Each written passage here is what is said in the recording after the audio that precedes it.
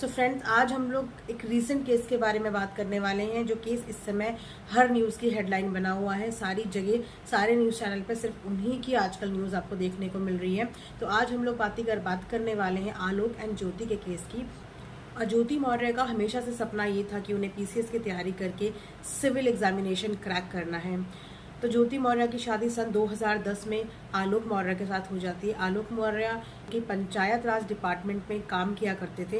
उनके साथ 2010 में ज्योति मौर्य की शादी हो जाती है। शादी के बाद ज्योति मौर्य अपने सपने के बारे में अपने हस्बैंड आलोक मौर्य को बताती है कि उसे पीसीएस की तैयारी करनी है, और हस्बैंड उसके इस चीज़ के लिए उसकी बहुत ज़्यादा तारीफ करता है और उसको आगे पढ़ने के लिए और तैयारी करने के लिए सपोर्ट करता है। क्योंकि उस टाइम पे आलोक मौर्य की इतनी तनख्वाह नहीं थी कि उसको तैयारी करवा पाता, तो वो अपने फादर से उसकी तैयारी करने के लिए पैसे लेता है और ज्योति मौर्य को पीसीएस की तैयारी के लिए कोचिंग दिलवाता है।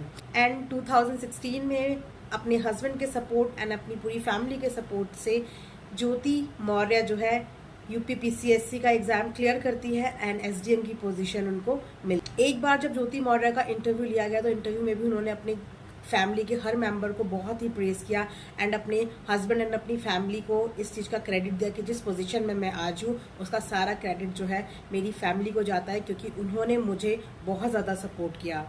ज्योति मौर्य और आलोक की शादी को अभी 13 साल हो चुके हैं और उनकी 2 बेटियां भी हैं।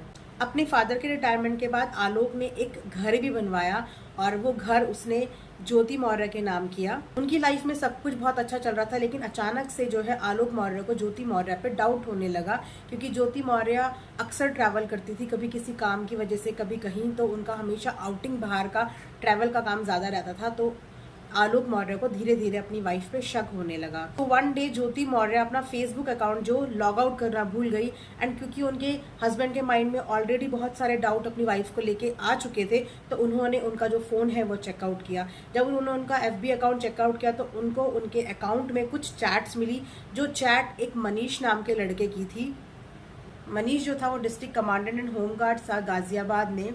और जब ज्योति से मनीष के बारे में पूछा आलोक ने, तो ज्योति ने यह कह के बात को टाल दिया कि हम काम के सिलसिले में अक्सर मिलते रहते हैं, हम लोग कलीग हैं, तो बस काम के लिए ही हम लोगों का इंटरेक्शन और हमारी बात होती है। लेकिन क्योंकि ऑलरेडी आलोक उनकी चैट्स पढ़ चुका था, तो और आलोक जो है इस चीज़ के लिए कंफर्म था। सो एक दिन ज्योति ने आलोक से कहा कि उसको काम के सिलसिले में लखनऊ जाना है, वहाँ पे उनकी कुछ मीटिंग है। देन ज्योति वहाँ से चली जाती है, बट ऑलरेडी उनकी चैट्स वगैरह पढ़ने के बाद आलोक के माइंड में तो ज्योति के लिए बहुत सारे डाउट्स डेवलप हो चुके थे। आलोक ने ज्योति को लखनऊ तक फॉलो किया। जब आलोक ने ज्योति को फॉलो किया तो आलोक को ज्योति एक होटल के अंदर चेक इन करती हुई नजर आई। तो क्योंकि आलोक ज्योति और मनीष को एक साथ रंगे हाथों पकड़ना चाहता था, तो वो वहाँ पे रुका रहा। और जब मॉर्निंग को उन लोगों ने चेकआउट किया तो आलोक उनके दोनों के सामने आकर खड़ा हो गया। आलोक को अपने सामने देखकर ज्योति और मनीष के पास कन्फेस करने के अलावा और कोई ऑप्शन नहीं था। सो ज्योति ने आलोक के सामने ये बात कन्फेस कर दी कि दैट ही लव्स मनीष। 2023 में ज्योति, जिनको गवर्नमेंट रेजिडेंट अलॉट हुआ था, वो वहाँ पे थी, और अचानक से वहाँ पे पहुँच जाते हैं आलोक। जब आलोक वहाँ पे पहुँच जाते हैं तो उन दोनों को जो है ऑब्जेक्शनल पोजीशन में पकड़ लेते हैं, और साथ ही वो उनकी पिक्चर्स भी क्लिक कर लेते हैं। और वहाँ पे मनीष और आलोक के बीच में गर्मा गर्मी का माहौल भी बन जाता है और झगड़ा भी हो जाता है। तब मनीष ज्योति से कहता है कि अगर इसने ये सब बातें मीडिया में उछाल दिया, मीडिया तक लेके चला गया, तो हम दोनों की जॉब को भी खतरा हो जाएगा। तो एक काम करते हैं कि इसको ही मार देते हैं। तो दोनों ने उसे मारने की कोशिश की, लेकिन अपने आप को बचाता हुआ किसी तरीके से आलोक जो है वहां से भाग निकला। उसके बाद भी उन लोगों ने आलोक को हैरेस करने से पीछे नहीं हटे। ज्योति के भाई ने भी काफ़ी बार आलोक को धमकियां दी। साथ ही साथ ज्योति और मनीष ने भी आलोक को धमकी दी कि अगर उसने अपना मुंह खोला तो उसको जान से मार देंगे, और उसको बहुत हैरेस किया जाता था। उसका घर से बाहर निकलना तक मुश्किल हो गया था, क्योंकि उसके घर के बाहर जो है ज्योति का भाई रेगुलर चक्कर काटता रहता था। जब इन सब चीज़ों से वो बहुत ज़्यादा पेस्ड हो गया, देन फाइनली आलोक ने डिसाइड किया कि वो मीडिया में जाएगा और ज्योति को एक्सपोज करेगा। ज्योति के खिलाफ उसने थाने में भी कंप्लेंट लिखाने की कोशिश की, लेकिन वहाँ पे फैमिली मैटर बोल करके उसको वापस भेज दिया गया।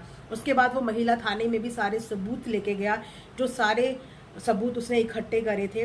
तो वहाँ पे भी उसके साथ इंसाफ नहीं हुआ। उसके डिवाइस से उसका सारा डेटा जो भी उसने कलेक्ट किया था वो सब कुछ डिलीट कर दिया, और उसका डिवाइस रीसेट करके ये बोल दिया कि इस बात को यहीं पे ख़त्म करो।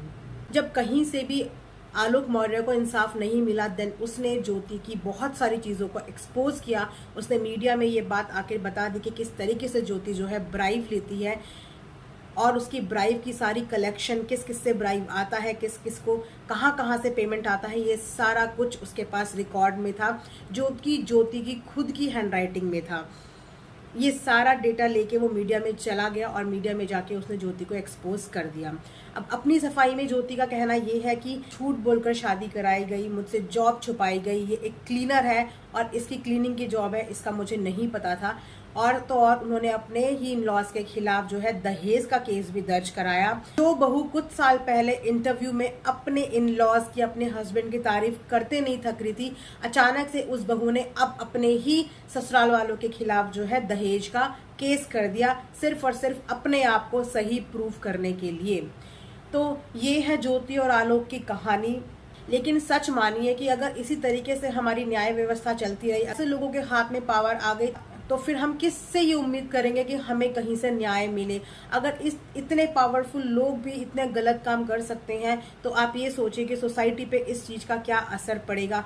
एक आम नागरिक के साथ ये लोग क्या करेंगे जब ये लोग अपने ही घर के लोगों के खिलाफ इतनी साजिश कर सकते हैं, इतनी धमकियां दे सकते हैं, तो ये आम नागरिक की सेवा किस तरीके से करेंगे।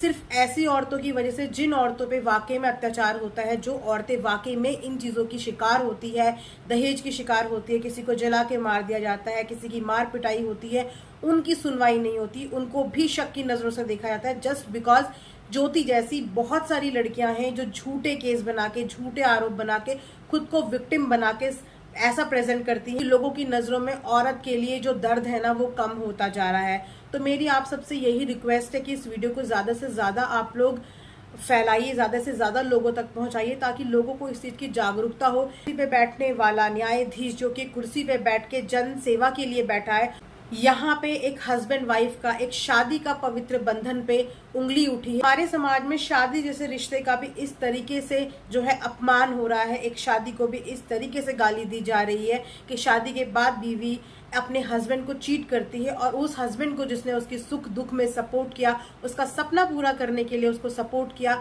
आज वही हस्बैंड इधर से उधर धक्के खाता हुआ इंसाफ की गुहार लगा रहा है, अपनी जान के लिए भीख मांग रहा है, क्योंकि उसकी जान को आज खतरा है। यकीन मानिए, मतलब ऐसी ऐसी कहानियां जब अपनी आंखों से, मतलब ये चीजें हम लोग एक टाइम पे कहानियों में सुना करते थे, एक स्टोरीज में, मूवीज में देखा करते थे, लेकिन आज अपने सामने जब ये चीजें आती है ना, तो हर चीज पर से विश्वास उठ जाता है। अब आप ये सोचिए कि दुनिया में कोई विश्वास करे तो किस पे करे। शादी के रिश्ते पे विश्वास नहीं रहा, बाप बेटी के रिश्ते पे विश्वास नहीं रहा, सारे के सारे रिश्ते आज की डेट में कलयुग की बलि चढ़ चुके हैं। और अगर ऐसे ही केस हमारी नजरों के सामने आते रहे, अगर इसी तरीके से एक आम इंसान के साथ इस तरीके का व्यवहार होता रहे, तो जनता का विश्वास जो है पुलिस प्रशासन से उठ जाएगा। तो ऐसा मत करिए। किसी को इंसाफ देने के लिए उसकी पोजीशन और उसका औहदा मत देखिए। हर आदमी को, हर एक नागरिक को इंसाफ लेने का हक है। इंसाफ कभी किसी की पोजीशन या किसी का पैसा देख के नहीं मिलना चाहिए।